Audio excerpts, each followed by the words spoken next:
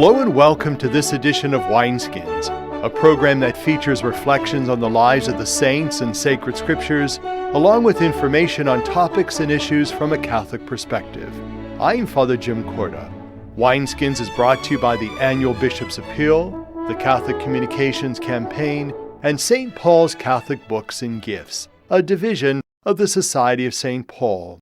On our show today, I will interview Jim Meerhut in part one of a three-part series from the television show Spotlight. We will also look at the life of St. Josephine Bakhita, as well as reflections on the readings for this fifth Sunday in Ordinary Time. That and more coming up on Wineskins.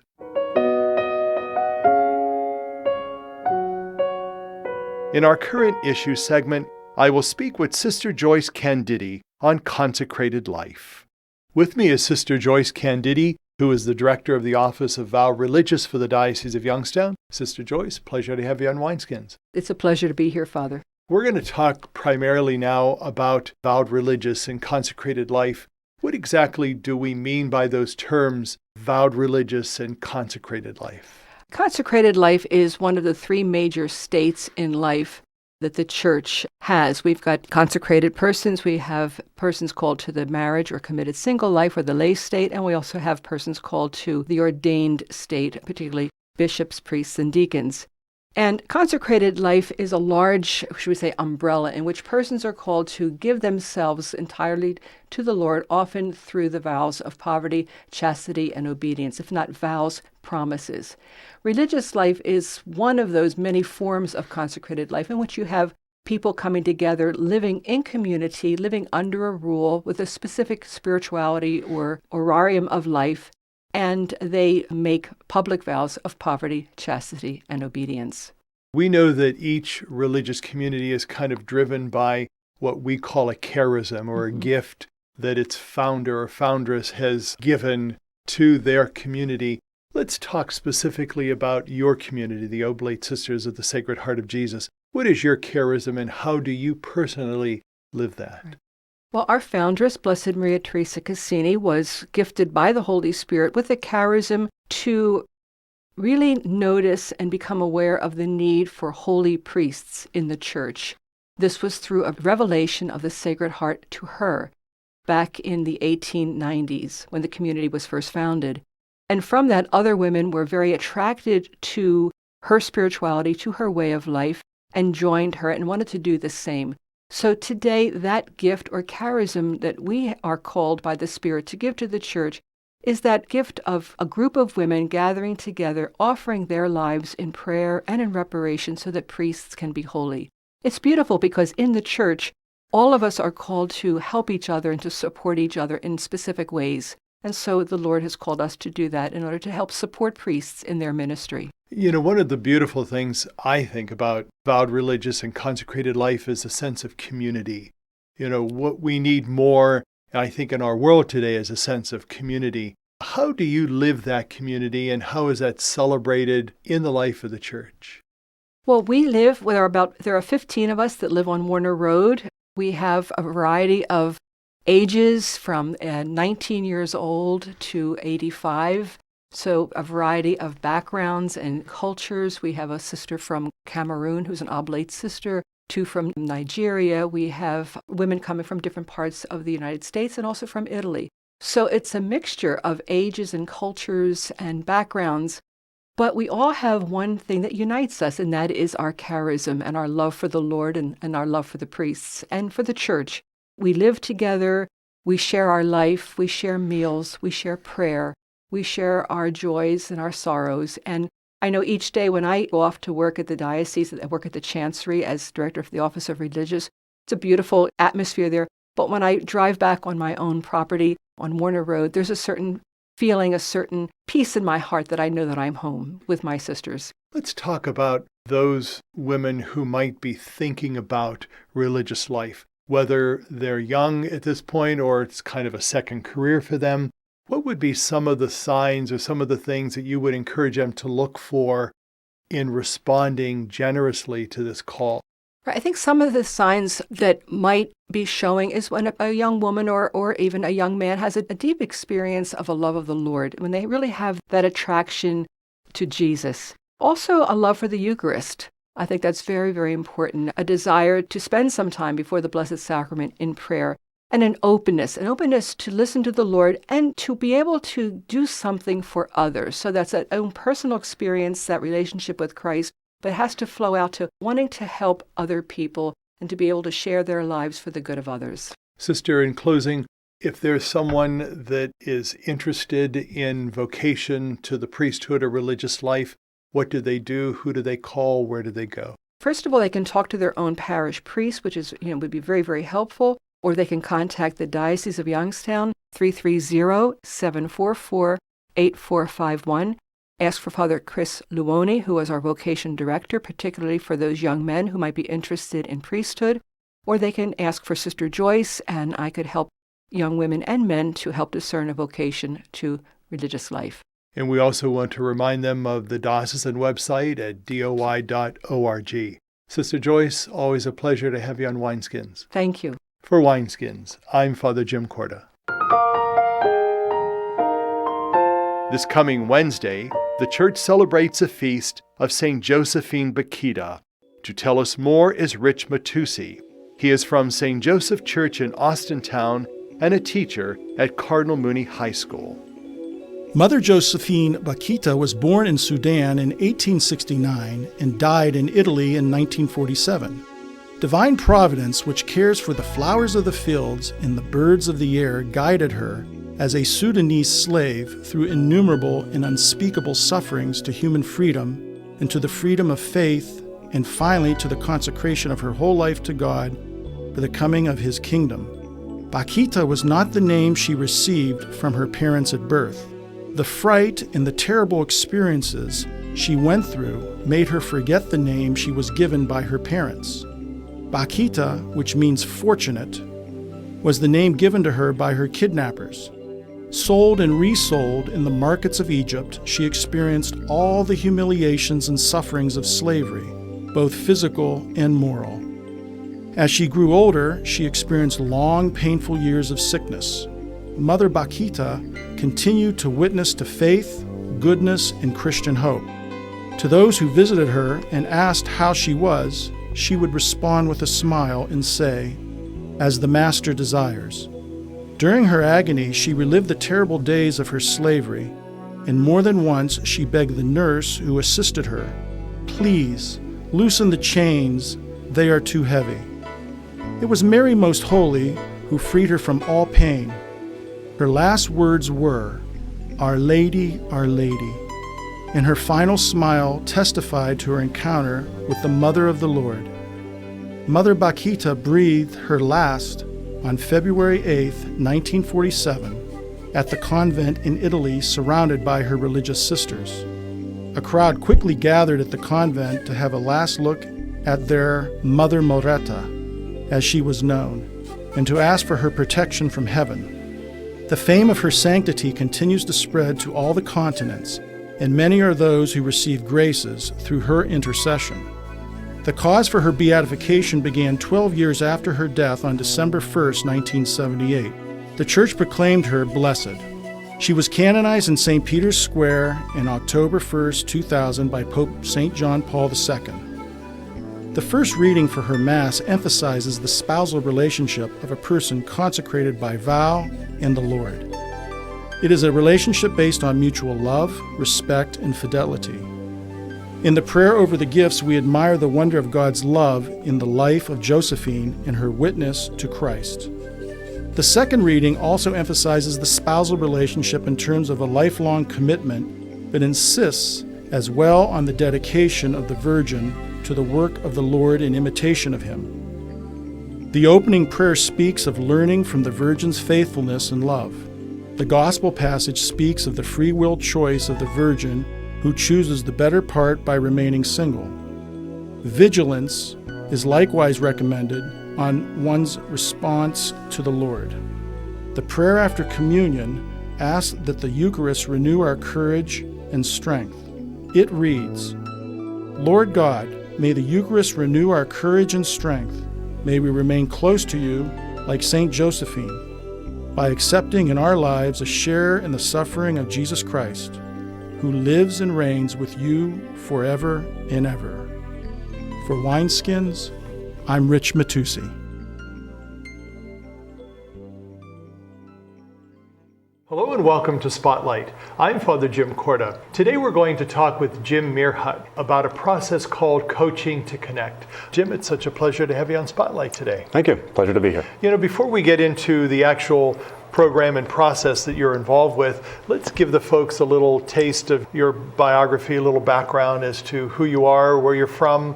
We know that you have a long history here in the diocese. Kind of share that with the folks that are with us. Okay, sure. I've been in the diocese for about 20 plus years, and before that I was from Pittsburgh, actually, born and raised in Pittsburgh.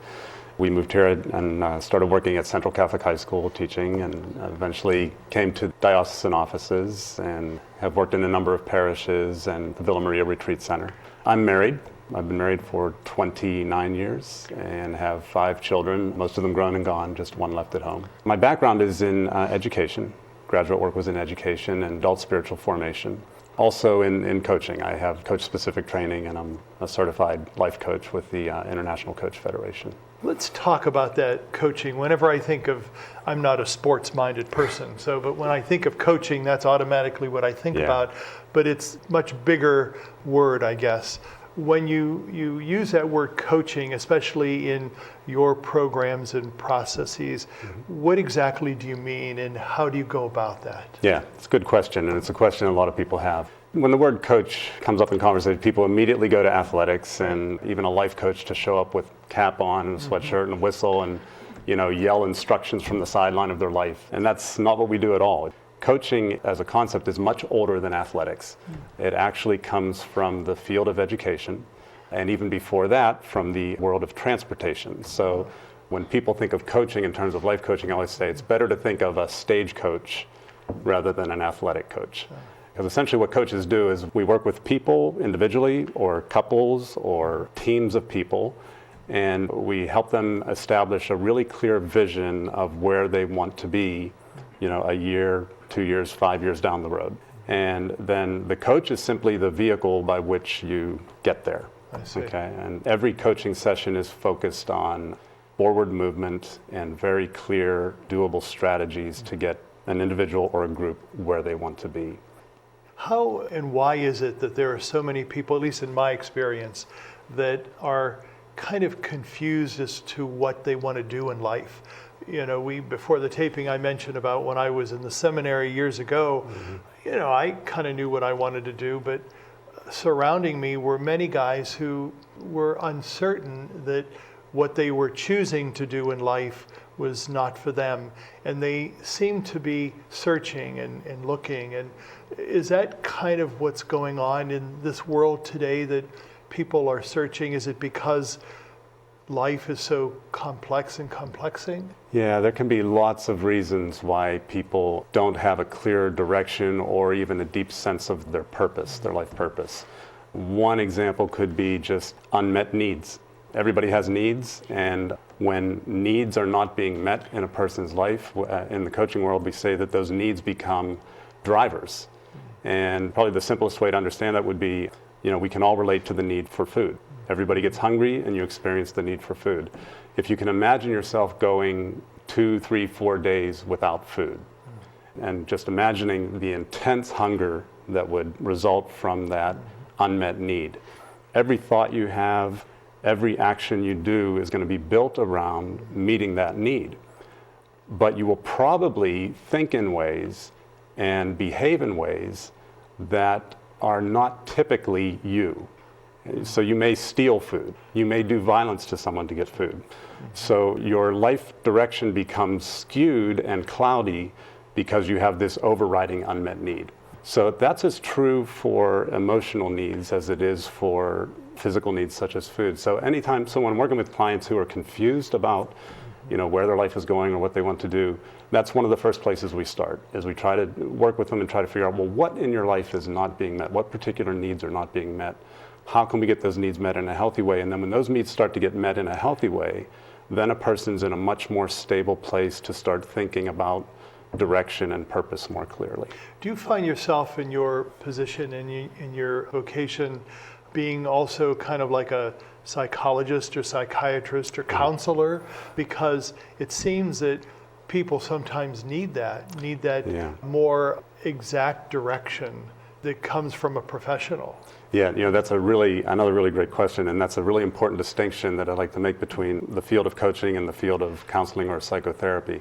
Psychotherapy counseling, that comes out of a medical model. You have a professional who investigates a person's situation, a neuroses or a psychosis, makes a determination about what's going on, and then prescribes something to fix that. Whereas in coaching, we come out of the educational model, so there's nothing medical about it, and coaching is always very future-oriented. So it's really about, again, creating that vision for the future and moving toward it. So we don't spend a whole lot of time, as a counselor would, digging into a person's past, looking for unhealed pain. We will only do that in very brief ways to facilitate forward movement. I've often thought that sometimes we tend to live life in reverse. Yeah. We tend to think like, well, these were better days way back when, or remember when I did this or accomplished that. Sometimes we don't move beyond the present, and we're not even in the present. We tend to live in the past. Why is it so detrimental for someone to live in reverse? This is one of the great contributions of psychology. In the first half of the 20th century, psychology was really finding itself. It was finding itself as a field that really did focus on looking to the past, because people like Freud were looking into the horrible things that happened to people in their past and trying to figure out, what do we do about this? And then when Abraham Maslow came along in the middle of the century and started to think, what would happen if we started looking at people who were thriving, whereas psychology up to that point was looking only at people who were psychologically ill.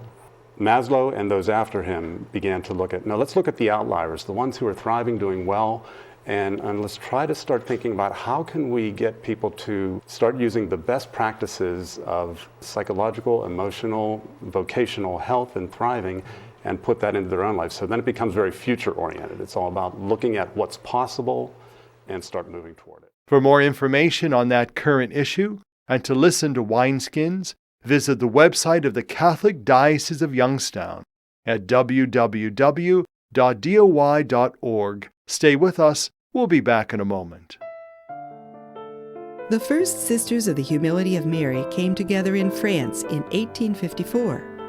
In their rule, approved by the Bishop of Nancy in 1858, the founding sisters gave expression to their faith and their lived experience. The entire community came to the United States of America in 1864, including 9 professed sisters, 2 novices, 3 orphan girls, and Father John Joseph Begel, the spiritual director for the little community, and their ecclesial liaison. In regard to the Eucharist, their rule, translated into English in 1877, clearly stated that they will love and serve Jesus Christ in his real and natural body, that is to say, the Holy Eucharist, in his temples. And they will serve him in his mystic body, their neighbors, who are his members. The personal experiences of the first Sisters of the Humility of Mary was one of wonder and reception of God's gratuitous gift of love in the person of Jesus Christ. This lived experience was also one of meeting Jesus in the sacrament of the Eucharist and of meeting and serving him in the sacrament of their neighbor.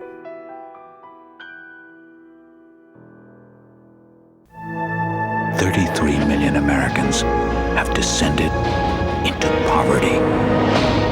And as their futures fall, so does our nation's. The song we have for you today is from the CD called The Lord's is the Earth. It is by Reno Angelini. Came to Jeremiah from the Lord. Rise up, be off to the potter's house. There will I give you my message.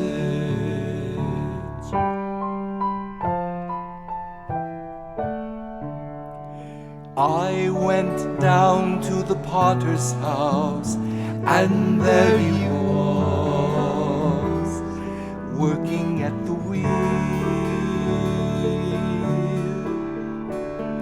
Whenever the object of clay which he was making turned out badly in his hand, he tried again, making of the clay whatever object that he chose.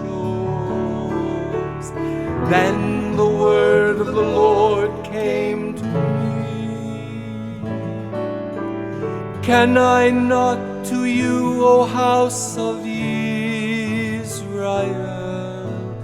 do as this potter has done, says the Lord. Indeed, like clay in the hands of the potter, so are you in my hands, O children, children of Israel. Children of Israel.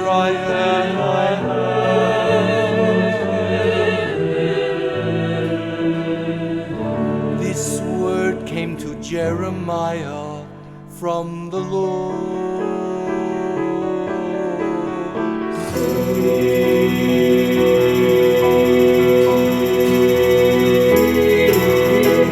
I place my words in your mouth.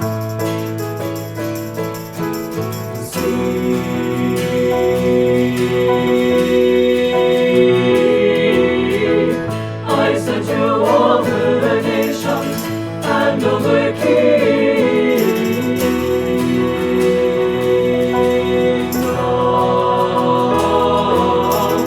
To love and to tell.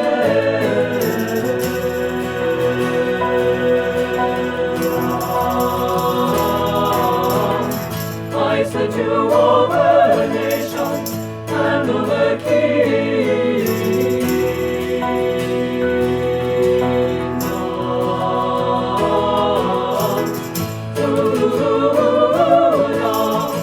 and to tell.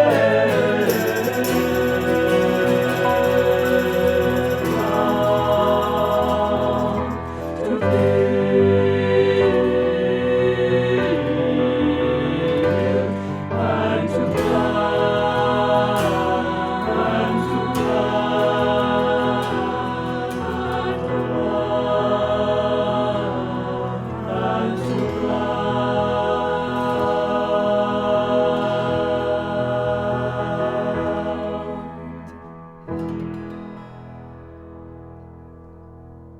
And to tell us about the scriptures for this fifth Sunday in Ordinary Time is Deacon Mike Kajancic. He is from St. Charles Church in Boardman. During the political campaign season of 2016, I had never heard the word hypocrite or hypocrisy used so much in my adult life. A hypocrite is one who pretends to be better than they really are, and there sure is plenty of that to go around. I know many of us know others, maybe even friends or family members, who we could call hypocrites. Maybe, even if we were honest, we would call ourselves hypocrites. But do we realize that the word hypocrite comes from a Greek word meaning one who plays a part, that it also has another side we never think about? Is it possible to think we are worse than we are? But who would do that? Well, in the Gospel from Matthew, Jesus suggests that such a thing is possible. He calls his disciples the light of the world that must not be hidden. The implication is inescapable. Inside each of us is some genuine goodness that is not visible to the world. The light of Christ is there, but it is often hidden, maybe even from ourselves. If Jesus stood before us and told us that we too are the light for the world, we would probably doubt that, thinking he must mean a select few, like the apostles. But surely not us. Jesus uses light as a symbol of truth, goodness, beauty, of hope instead of despair, of fullness instead of emptiness. Each one of us can do something in our life to be light, for each of us has some goodness, truth, and beauty that can light up the life of another. But being jars of clay, as Scripture often refers to us, we crack easily, for we are people who live with a mixture of light and darkness within us. Which one do we show to the public? Why do we refuse to be light for others? Is it complacency, thinking that we have our light, let others get theirs? Is it stubbornness, refusing to let others see and share the goodness that comes from God, because we feel it's our own personal stash of grace? Is it disobedience, being your own person, doing your own thing, and refusing to do your part in spreading the good news? Or is it because we feel there is no way our light can shine bright enough to help others see? But as the 1952 song made popular by Perry Como reminds us, it is better to light just one little candle than to stumble in the dark. Better far that you light just one little candle. All you need is a tiny spark. Recently, at an aspirancy session for men wishing to become permanent deacons, a candidate was bemoaning the fact that he didn't seem as prepared as the others, and he wondered what he was doing in the program. I reminded him that even in a dark basement, one 40-watt bulb shines bright enough to help us navigate through the darkness waiting to trip us. In the passage, we are also called salt of the earth. Then, as now, salt is a very common, ordinary item that is really very valuable when used properly, when mixed with and added to other elements. Salt can be used to preserve food, sanctify offerings, season meals, and help us when the going gets rough on sidewalks and driveways. But salt can be misused. It can be diluted and lose its salty qualities. If salt can lose its saltiness when used improperly, then we, who should be preserving, sanctifying, and adding to life, can lose our effectiveness as well. We are the salt of the earth, valuable when mixed with the reality of the world around us. There is more than one way to be a hypocrite. We can pretend to be better than we really are, but to have light and keep it for oneself, well, that's another kind of hypocrisy. We have radiance and goodness within us. The world needs it. The world desperately needs it. Be the spark, no matter how small, and let your light shine, let it shine, let it shine. For Wineskins, I'm Deacon Mike Kajancic. We are called to live the gospel in the world today. Just as salt gives flavor and preserves, our holiness flavors society and preserves it from corruption. We must bring the light of Christ. We cannot hide it under a bushel basket. Do you want to live like a light that is on or off? Wineskins is made possible through the annual Bishop's Appeal, the Catholic Communication Campaign, and St. Paul's Catholic Books and Gifts. The program is produced by CTNY, the Catholic Telecommunications Network of Youngstown. I'm Father Jim Corda, saying thank you for being with us. Have a blessed week, and please remember to pray for all religious men and women.